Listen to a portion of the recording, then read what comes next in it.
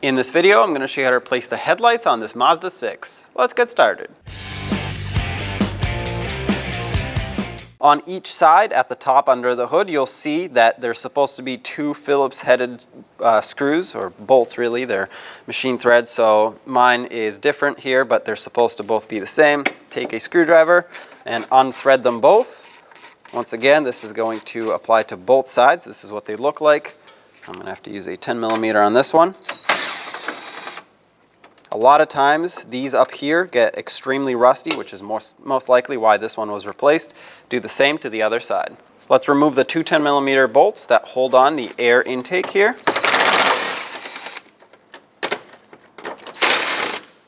Once you loosen them up, you should be able to pull this up and out like this, whether the bolts come out or the whole piece slides up.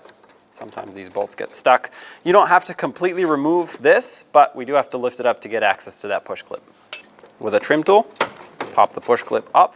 Well, remove the center first and then pop the rest of it out. There's another one towards the right side of where we just were. Remove that as well. And all the way on the other side where we had the two screws at the beginning, there should be another push clip. Remove that as well. And if you pull on the top of the bumper, you'll see that it's loose.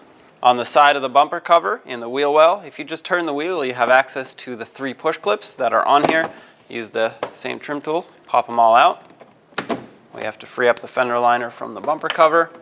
And once you do this, with all three removed, you'll be able to peel this back. Right up in here, there's going to be an 8mm screw that we have to remove. It's going to be a little tricky to see, but if you stick an extension with an 8mm socket right up there, you should be able to remove it.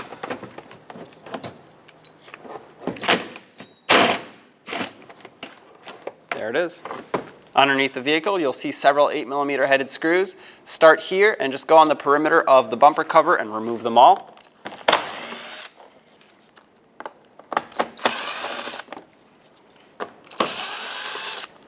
These shields will kind of droop down a little bit, but they won't come off completely. There's a push clip here that we'll come back for.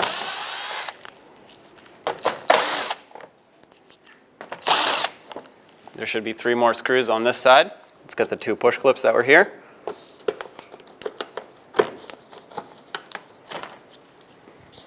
Hold the shield so it doesn't fall down suddenly. There we go.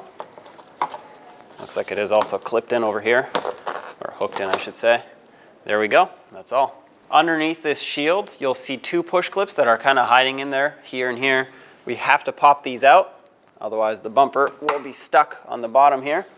Now these are kind of gummed up with a bunch of sand and debris, so a lot of times they're difficult to remove, and if you break them, you're going to have to source new ones. Just work them back and forth. Eventually they should break free and come out. There we go. If your vehicle has fog lights, unplug the wiring harness, press on that connector, wiggle it off till it comes off the bulb. There we go. And we're going to have to pop the wiring harness off of this retainer. Do the same on the other side. Reaching in from behind the corners, pop the front bumper off of the fender. It's got a bunch of clips, and follow it along at the top here. We're going to do the same on the other side. At this point, all of the hardware is off, so we are left with just two big alignment pins here and here. They go into the body of the vehicle, and they're sort of like push clips at the same time, so you have to grab and pull firmly.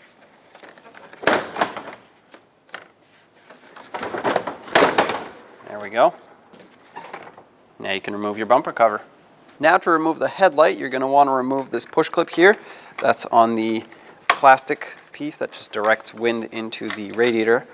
Remove this so you can push this out of the way. You don't have to remove this piece, you just have to kind of get it away so that we can get to that 10mm headed bolt. Remove this. At the top you'll see a 10mm bolt as well as a push clip that has a Phillips head cutout in it. Try to gently unscrew it. A lot of times these actually don't end up working anymore because the plastic threads get stripped out. Looks like this one does work.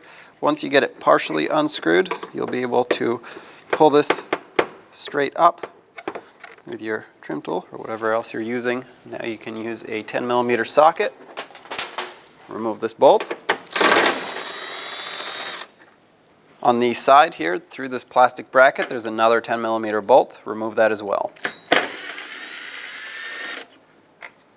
Under here, there's a main connector for the headlight. This is the only one that you'll have to remove.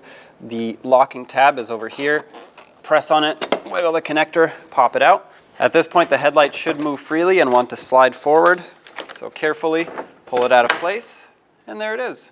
To install your new headlight, slide it into position. Make sure you don't get it stuck on anything, pinch any wires, and make sure it lines up. Push it into place. Plug it in, make sure it clicks. Hold the headlight in position and install the bolt on the side here and tighten it up. Reinstall the push clip at the top. Press it down to lock it in, and the bolt.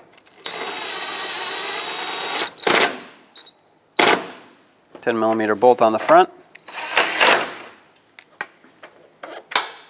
With that tightened up, put this back in place, re-secure it.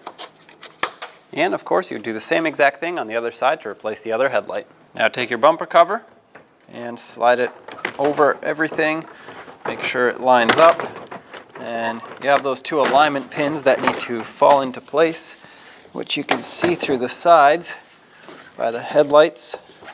Once those are in, press them both in. That should hold your bumper cover in place. On each side, line it up with the fender and the headlight. Tap it into place. On the side, let's put in the 8mm headed screw that secured the bumper cover onto the fender. Snug it up. It's only going into plastic, so once it bottoms out, just give it a little extra and that's it. Make sure you tuck the fender liner behind the bumper here, but then on the bottom it needs to be over so that we can put all the push clips in. Reinstall all three. If any of yours were missing or broke, replace them. Do the same to the other side. Resecure the wire for the fog light and clip it back onto the fog light itself. Make sure that clicks. Do the same to the other side. Take this clip, put it back into the bumper, tuck the shield underneath the bumper cover, and I'm just going to start with putting back the two push clips so that it can be held in place while I put in the screws. Put in all the screws that hold this on.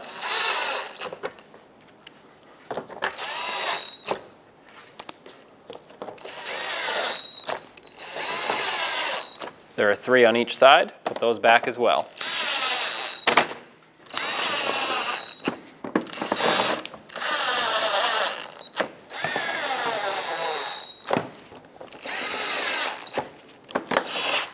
Let's reattach the bumper at the top with the 2 bolts. Mine has a bolt, 10mm head bolt here. Yours should be a Phillips head. Let's get the Phillips head in. It's a good idea to put some anti-seize on the threads of these to prevent them from rusting in the future. And when you tighten them up, just give them a little snug after they bottom out. You don't need to go very tight on those. Do the same on the other side. Reattach all the push clips at the top, lock them in. Just go along and re-secure all of them. Lift up the air intake here. Get that push clip on. There we go. And set this back down. We'll come back in a second and tighten those up, but get the last push clip in. Take the bolts and start them back into their threads. And snug this up.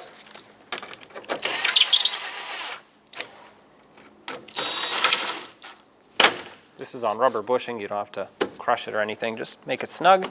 Everything's tight. So there you have it. Job is done. Now we're going to get the vehicle ready to aim the headlights. Start with the tire pressure, making sure all 4 tires are set at the appropriate pressure. Remove any excessive weight that's not normally in the vehicle. Find a wall that you can drive up to where the ground is level.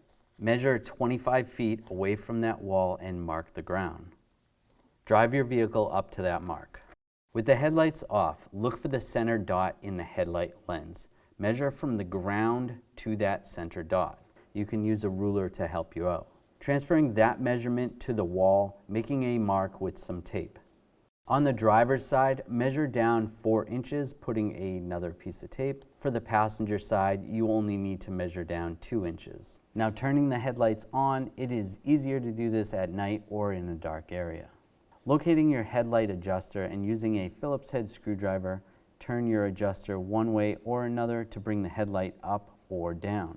Once the headlight is adjusted to the tape mark on the wall, move on to the next headlight. If you're confused because the beams seem to blend together, you can always have someone stand in front of the other headlight while you make your adjustments for that one. Now your headlights are aligned and you're all set to go. When only the best will do, demand TRQ. The only company that lets you view before you do. TRQ is committed to offering the highest quality aftermarket auto parts that are engineered for peace of mind. Thanks for using and viewing with TRQ.